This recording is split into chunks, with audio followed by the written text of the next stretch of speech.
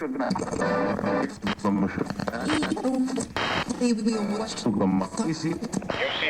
proudly presents the UCOMMS podcast.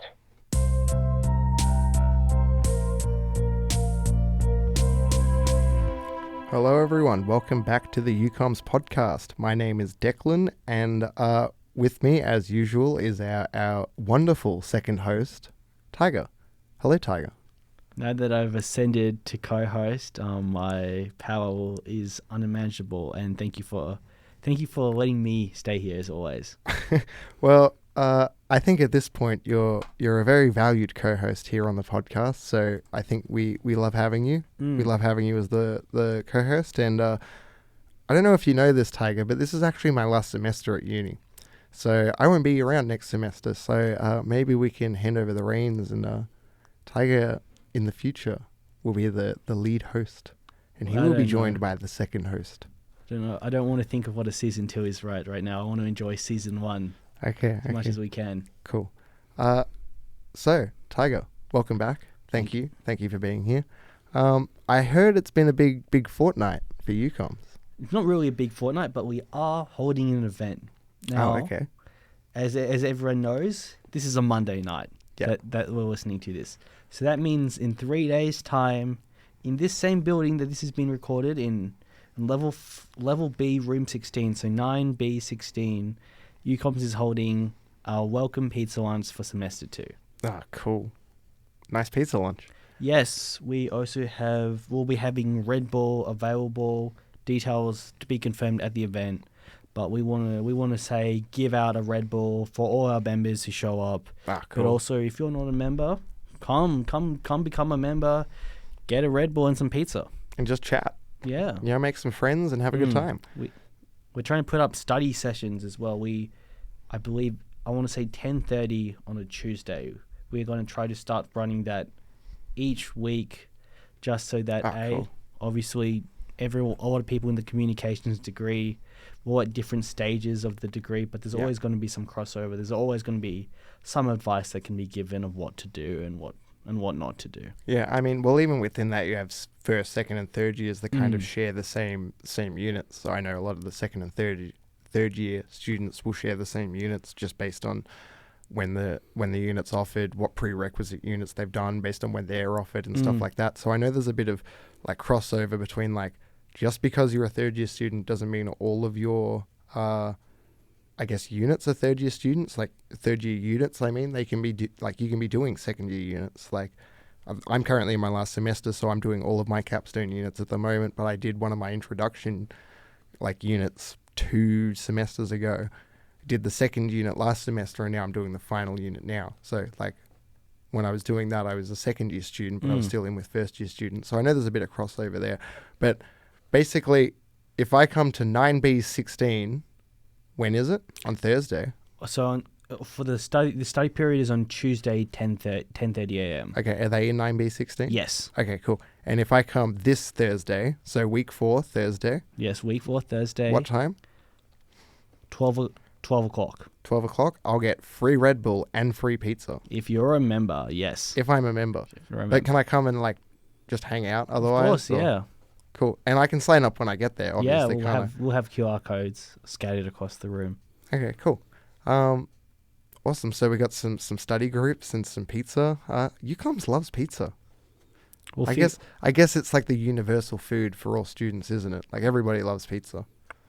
We'll discover cup ramen sometime, but until then, I think pizza kind of outweighs cup ramen, because I don't know about you. I really like pizza. So when I did a study abroad semester last year in America, and my campus on campus had a pizza by the slice shop where it was like $1 slice. Oh, and yeah, I know. And then I went to New York, and it was just like all the $1 slices there and stuff. So I'm happy to pay $1. I'm happy to pay $10. Have you heard about the New York water? The New York water. It's a theory that first I've got to ask, how does the New York pizza compare to not only to your place on campus, but everywhere else that you went to America? I don't know, it was kind of iconic because you're in New York, so I Mm. think it has that element about it, like, hey, I'm having a New York slice in New York, like, look at the size of it. It's pretty, like, I don't know, it's a bit, like, in terms of the quality of the pizza, probably not the best that I had there. I reckon the ones, when I was in America, I was staying in North Carolina in Greensboro, so I was studying at the University of North Carolina in Greensboro. The pizza shop there probably had the best quality pizza because it had a buffalo chicken pizza. Okay.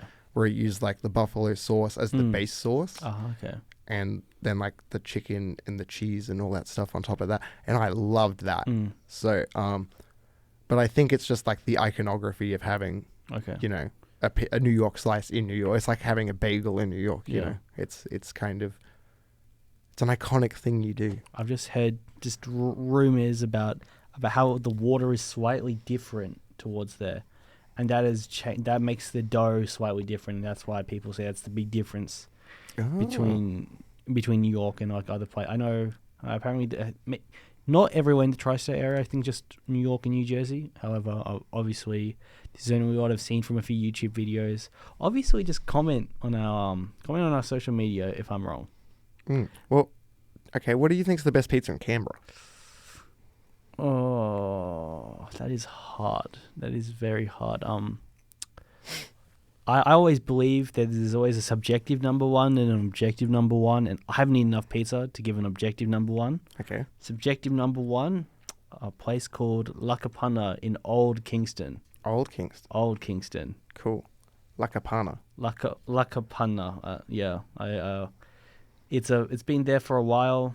Very good store. Would recommend 100%. Cool. I really like Mozzarella & Co. in Dixon. They have a big like wood-fired Napoli style pizza oven. It's the one. It's the one. Obviously, you cook it for like 90 seconds. You're flipping it halfway through. Yeah, but the Napoli. Sorry for my pronunciation. That one, it's just really big and it's covered in like tiles and stuff, so it's really decorative. So I think it's a little bit different, but it's just really, really good. Otherwise, I like Little Theo's as well in Canberra. They do like a 72-hour dough. Oh. Yeah. You can really taste like the doughy, like the yeastiness. I don't know. That's kind of a gross word. I don't know if you have any words that you think are gross, but I think yeastiness of dough is kind of like a gross concept. But when you taste it, you really understand because it's like eating sourdough bread versus normal bread. But I think we're getting very sidetracked now. Yes, so maybe we could go back to. Do you have any more news for UCOMMS? I think the next thing that we're trying to do is a trivia night on week 6. Another trivia night. Yeah, that's really our thing. So this is the successor to the super successful one we had last semester. It is, but also at our event on the Joiner Club Market, we had Guess the Brand, where we were just showing people parts of a clipped brand. Think of you will eBay, but only the B and the Y. Yeah. That was one of our questions. So okay. We like trivia and brands with UCOMMS. So that was like a mini trivia. Yeah. So that was like trivia light. And then the trivia night. Yes. Is it going to be at the UC bar again? UC bar, 5:30. 2nd of September. Wow, that's less than a month. And that's just over 2 weeks. That's like 3 weeks. Yeah. 2 weeks at time of recording, yes. Yeah, cool. All right, awesome. Well, that's cool. All right, so another really successful trivia night. Is there any other news, or is it all kind of under wraps still at the moment while it's being planned? Yeah, I think those are the 3 things that we're just working on, and obviously we're planning on doing an excursion. We've sent out our first correspondence, but obviously we're going to send out more. All right, awesome. So just to recap, this Thursday, 12 o'clock, yes, 9B16. This Tuesday, 10:30, 9B16. Sorry, this Tuesday at 10:30. That's for the study session. Yeah, study sessions on Tuesday, yes. 9B16. And then on Thursday, in the same room, at 12, is the pizza lunch. Yes. With Red Bull. Yes. So I'm talking free pizza, free Red Bull, free friendships, have some chats. Yeah, free knowledge. So that's all coming at you on Thursday. And then I guess there's the trivia night. Yep. Which we'll the next episode, it'll be the day after, so we'll be able to give you so much more information at that time. Okay, cool. So that was a little recap of the UCOMMS news. So Taiga, I heard you have some really interesting stuff for us today. So I'd be really keen to just dive straight into whatever you want to talk about. Now, unfortunately for our listeners, we're a bit behind.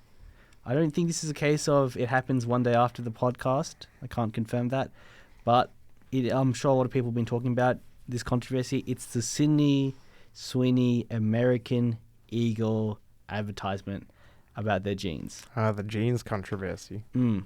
Okay, is it like I have good genes or something? Yes, and I think a lot of people are very offended by this statement. I think part of it is because it was because when she's saying it by someone who fits the very, very stereotypical, Caucasian woman, blue eyes, blonde hair, blue eyes, and saying you have great genes, which, well, I think it's a very poor choice of words. Okay, yeah. However, this was actually mentioned to us by our brand manager, Adele, is that, so she brought to attention that the stock price for American Eagle has actually been not doing very well. So it started off the year $17 American dollars. Yeah. I'm looking on this Google share price. And then come March, it's $12. April, it's $11 to $10. And now it's bottoming out at $9 in June and July. But eventually it picks up with the mention of that very controversial advertisement. And something that I've noticed in all of the things is that it's not putting that much of the blame on American Eagle, the company, but on Sydney Sweeney, the individual, for making that controversial statement. Okay, so you think this is resulting in more backlash for Sydney Sweeney than it is resulting in backlash for American Eagle? Yeah, as I said, this is not any original ideas. This is all from our brand manager. But I think she is right, is that this was a very planned strategy in the way that I know Sydney Sweeney did something very strange with that. I have to double check this for all of our listeners. I believe she sold bathwater, but I can't confirm that.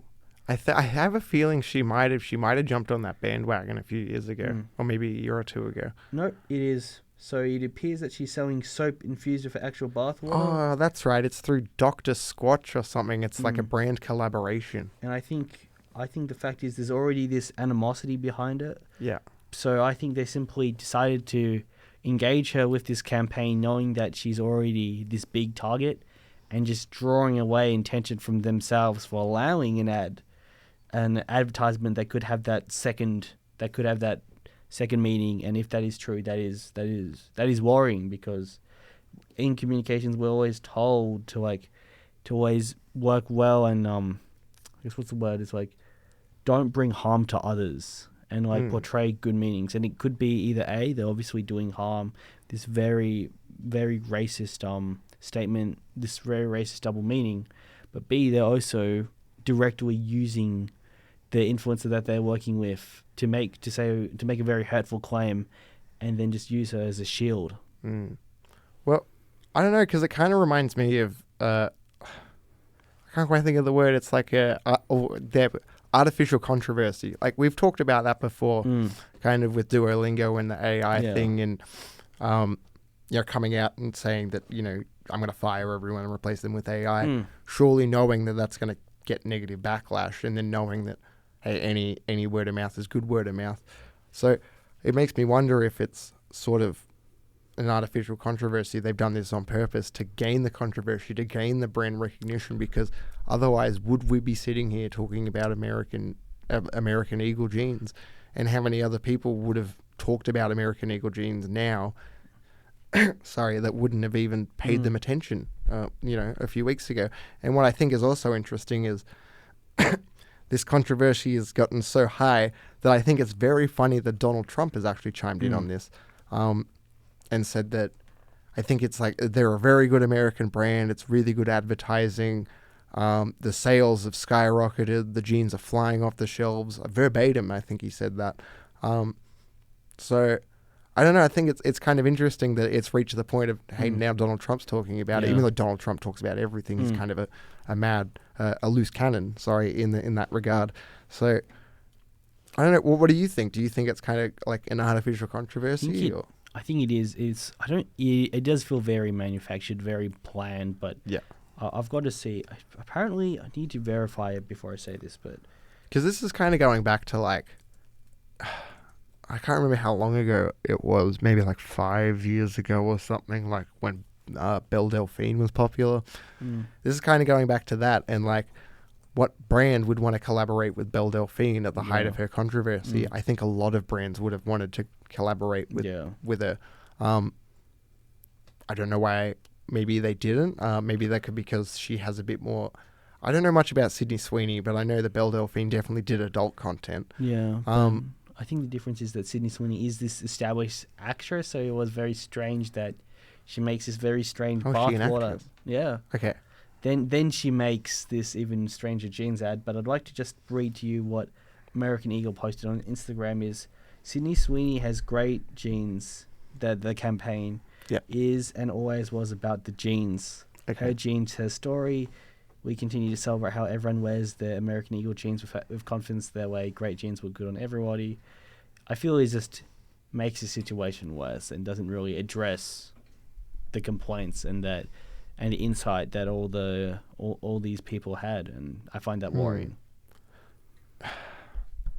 See, I don't know. I think not responding to the controversy and just kind of like backhanding it off is part of the strategy. You know, it's a bit hard to talk to think about like what they're doing from an insider perspective because we're not insiders. Yeah, and I don't know much about fashion marketing or retail marketing. But I know that this has gained quite a lot of traction, even though to the point that where I'm hearing about it, and I do not follow the fashion world at all because it's just become such a big thing within the advertising and communications space, I guess, that I don't know. I think it's part of the strategy. It's part of the plan. They're trying to get as much controversy as possible. They're leaning into it to gain that sort of the news coverage, to get people talking about it, to generate that word of mouth that even if it's negative, 10 people might have heard of American Eagle, especially in Australia before. But now hundreds and hundreds of people are going to hear about American Eagle, and of those 10 people, maybe one of those would have made a sales conversion. Yeah.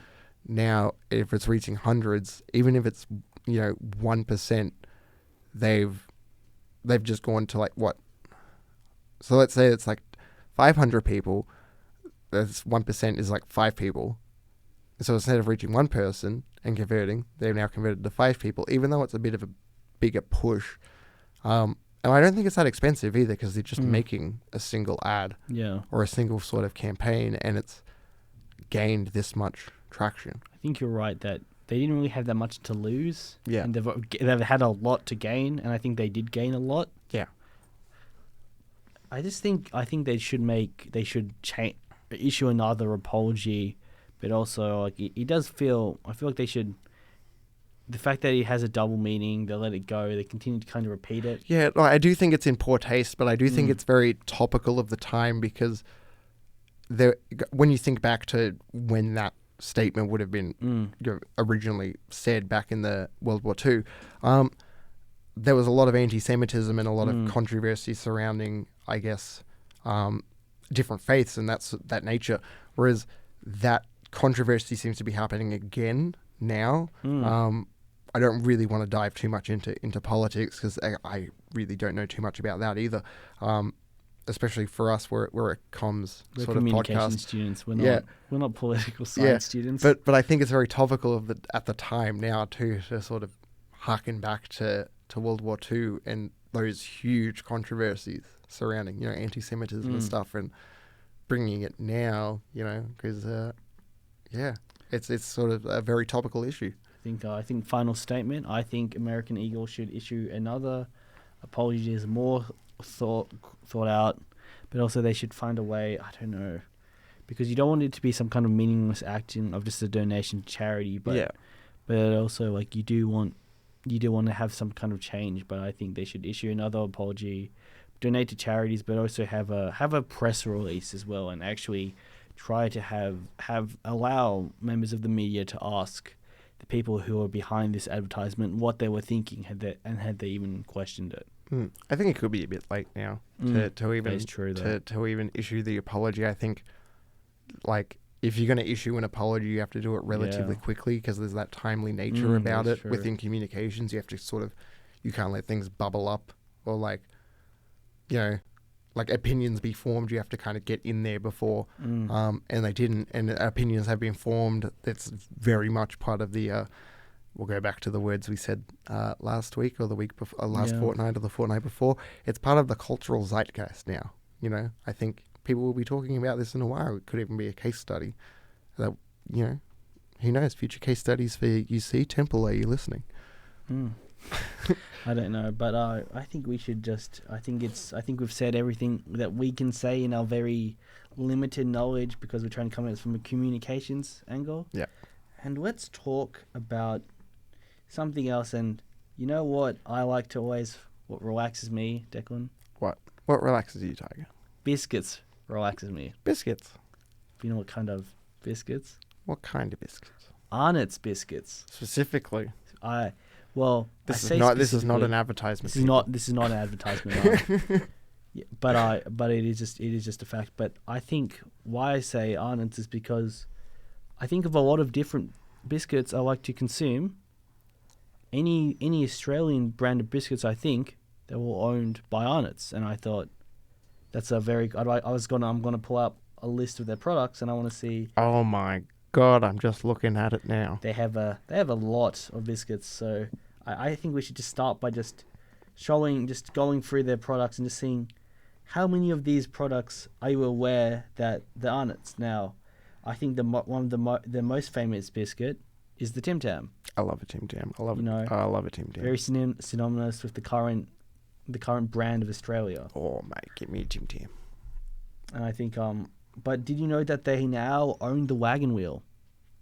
And for quite some time, I might add. I think I did. I think because I quite like wagon wheels. I'm a very big consumer of anything with marshmallow in it. So I think I did know that they owned wagon wheel for a while. Yeah. But I think there's some other things in here that I'm finding very, very kind of. I didn't know they made Cruskits. That was a bit of a surprise. I thought Cruskits would have been its own thing, to be honest. But it makes sense. But I don't know. When I think of Arnott's, I think of sweet biscuits, not Cruskits. Cruskits are, I'm going to stick some cream cheese on that thing. I found another thing that's not sweet. It's in fact shapes. I'm not surprised by this. Oh, of course. How did we not think of that? I think I feel like it's in most Australians it is acknowledged that it is in the subconscious that they are aware that it is owned by Arnott's, but the active mind will never make that connection. I think obviously they've got so many of the biscuits, all their assorted creams, obviously the Monte Carlo, the shortbread cream, the Kingston, those are all Arnott's brands, but I feel most people are aware of that. I got a pack of Monte Carlos in my cupboard at home right now. Yeah, they're just that good. I cannot eat mint slice anymore. That's a shame. I know. I had too much mint slice one day and... It's minted out for life? Well, I don't know if you get like the PTSD of when you have like... I'm sorry for the mental image of this, but when you have like a really bad puke. Because I had way too many mint slices and then threw up, and then my puke tasted like mint slice. So I've got PTSD from that. I understand. I've eaten a dish called zo soba, so a very plain cold buckwheat noodle, and I proceeded to never order that dish ever again in my life. Okay, but you're a fan of natto. That's different though. But I think I don't know. I think I understand what you mean. If you eat a food too much, it really I don't know. I think you can recover from it, but it takes time and effort, and also. Is it worth it for a mint slice? Like, how many times are you going to go in your life and you're going to just be surrounded with mint slices? So, have you ever had a spicy fruit roll? No, I have not. Apparently, they're colloquially known as pillow biscuits, and I've never heard of a pillow biscuit. But have you heard of Scotch fingers? Oh, damn right, I've heard of Scotch fingers. Controversial opinion, I don't like Scotch fingers. I was always an arrowroot kind of. I really love the arrowroot biscuits. Scotch fingers, yeah. I'm a much more big fan of the Scotch finger, but it took me a while to get there, so I understand if anyone might not do it. But I think another thing, now that we've talked about Arnott's, is that I think they've changed their logo recently. I looked at this earlier and I was very, very disappointed. I don't know. I think there seems to be like a real big issue. Well, I've taken issue with it, with brands going all modern and boring. So I don't know if you're listening to this now, Google the Arnott's logo, the current Arnott's Group logo. It's still a bird. It's very plain. It's like if Apple designed a bird. So, like, it just looks boring and plain. And I think it's an issue I have with a lot of other brands. So, you know, like, I think PlayStation did it, going from like the Spider-Man font to, you know, just everything's kind of plain PS4 font, PS5 font. That's all the same. Woolies, very famous example. Going from, you know, all of the striped colors and everything to, you know, everything was very colorful and like, I don't know, it brought a lot of enjoyment, where now everything's just kind of like green and their logo is very plain and boring. Microsoft and Google, two big ones, you know, the Google G, it's gone from pretty like exciting, for lack of a better term, to really boring. And the Windows logo, God, whew, I mean, it's just like, it's so boring. It's just 4 squares. I don't know. It is. Sorry, I'm gonna lose my mind. I think you do mention it is. Especially when they had the 4 colors. I'm a Gen Z, but even I can remember when it was like that, and now it's that plain blue, which is.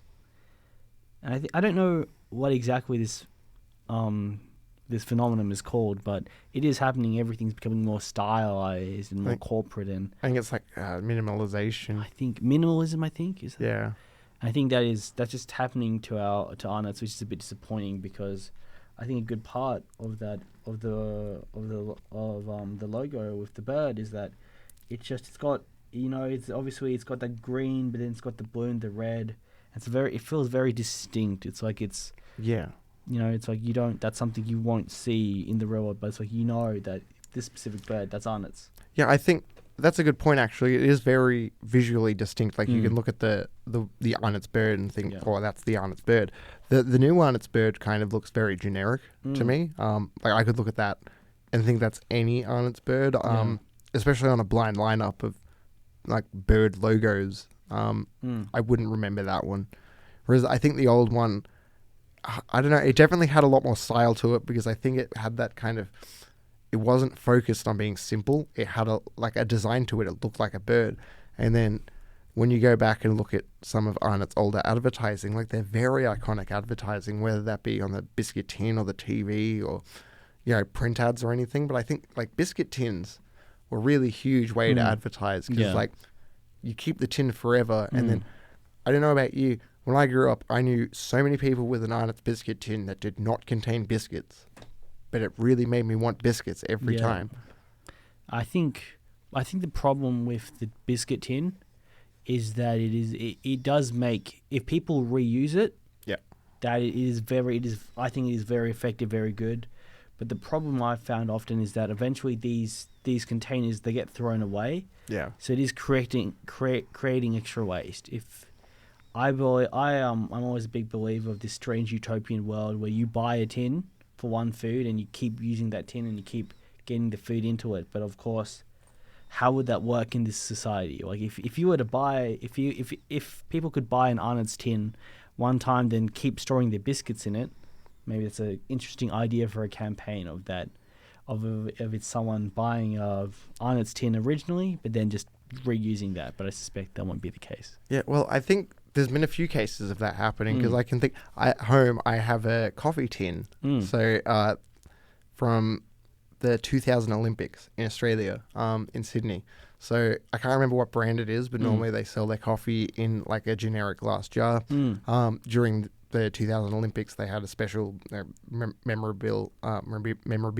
Sorry, I think it was like a metal tin, and I still have it. I don't use it for coffee, but I still have it. But if I wanted to, I could use it for coffee. That's very interesting. And there could be someone out there still using it for coffee. Because I have done the exact opposite of that. Oh. So now I like to. My parents, I'm obviously half Japanese, so we used to go to Japan. Okay, yeah. To we can hear it. Nah. So we'd go to Japan and we'd buy this brand of Dutch cocoa called Van Houten cocoa. Okay. Because obviously, it's a bit too far to fly there instead and get it from the source. And for the longest time, we'd buy a few tins of it, and obviously we'd have to wrap it up. It would leak a bit. The tin would panic a bit. We'd open it. It's like, oh no, some of the cocoa is spilled out. We could have been drinking that. What's this brown powder? So, yeah, thankfully, obviously it's dry, it was all good. But then eventually, we'd come in real life, we'd learn that they would be selling it at Woolworths and our Coles. So for the longest time, I would just keep buying a new can of cocoa powder, trying not to cough on it because I'm stupid and I like to breathe into powders. I just go, especially cocoa powder. Yeah, it's a real bad one. Yeah. So always be careful to our viewers out there. But then I'll just use it into the same tin that it still has Van Houten cocoa powder to this day. I don't know. I think if our viewers I think if our listeners out there want a fun challenge, you just get a tablespoon of cocoa powder and put it in your mouth. UCOMMS does not endorse this behavior. We do not endorse this behavior. But if I have coughed on a simple breath of it, I don't want to know what a teaspoon could do to someone. Look, I think just imagine the cinnamon challenge going back again. We're very nostalgic on this channel. Nostalgic, yes. So going back to the cinnamon challenge, I think it's like that, but maybe like 10 times worse. I feel like the cinnamon challenge would be worse than a cocoa, but I wouldn't recommend doing either. Have you ever had this is a weird one. Have you ever had a tablespoon of tomato sauce just on its own? No. I have had a tablespoon of thickened cream once as a child because I thought it would taste nice, and that wasn't. But let's go back to you and the tomato sauce. Look, I tried it. I had a tablespoon of it. I think it was a dare. I think my sister dared me to do it. I do not recommend it. It is extremely acidic. But what you said then about the thickened cream reminded me of something that happened to me in America. So when you go to America and you go to Cracker Barrel, which is one of those chains they have, it's like a casual dining chain, but it's really heavy on like breakfast and lunch and stuff. But if you go there and get pancakes, so as part of their breakfast menu, they come out and there's this just on top of the pancakes, there's a big scoop of this white thing.